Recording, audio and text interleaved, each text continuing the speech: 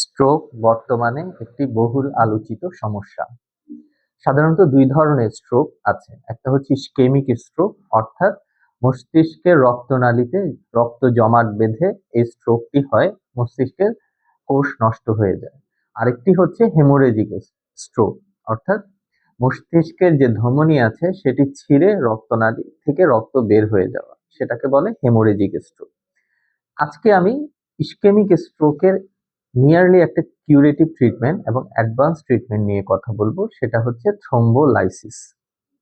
Thrombolysis জিনিসটা কি? Thrombolysis হচ্ছে ইসকেমিক স্ট্রোকে রক্তনালীতে জমাট বেঁধে যায়, সেই জমাট বাঁধাকে দূর করার জন্য আমরা শিরার মাধ্যমে একটি ওষুধ দিয়ে থাকি, যেটাকে বলে প্লাজমিনোজেন অ্যাক্টিভেটর। এই ওষুধের মাধ্যমে আমরা সেই রক্ত জমাট বাঁধাকে দূর করে থাকি। এখন থ্রোম্বোলাইসিস কখন করব?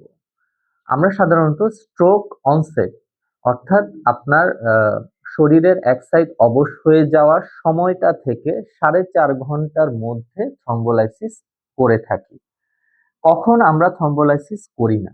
যদি পেশেন্টের কোনো ব্লিডিং ডিসঅর্ডার থাকে, পেশেন্টের যদি রিসেন্ট হেমোরেজের হিস্ট্রি থাকে, বা রিসেন্ট সার্জারি বা ট্রমার হিস্ট্রি থাকে, বা পেশেন্ট যদি অ্যান্টিকোয়াগুলেন্ট রক্ত জমাট বাঁধা নিরোধক কোনো ওষুধ খায়, সেক্ষেত্রে আমরা থ্রোম্বোলাইসিস সাধারণত করি না, বা কিছু মেজারমেন্ট নিয়ে তারপর করি। 30% ক্ষেত্রে দেখা যায় যে রক্ত জমাট বাঁধা সেটা অনেক বড় হয়, যে কারণে আমরা থ্রোম্বোলাইসিসের সাথে সাধারণত থ্রম্বেক্টমি অর্থাৎ মেকানিক্যাল ক্লট রিমুভাল করে থাকি।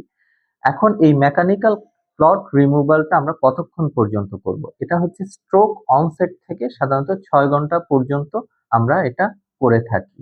সুতরাং আমার পরামর্শ হচ্ছে আপনারা স্ট্রোক অনসেট থেকে যত তাড়াতাড়ি সম্ভব পেশেন্টকে ডাক্তারের কাছে নিয়ে যাবেন, তাহলে এই অ্যাডভান্স ট্রিটমেন্টগুলো নেওয়ার সুযোগ থাকবে।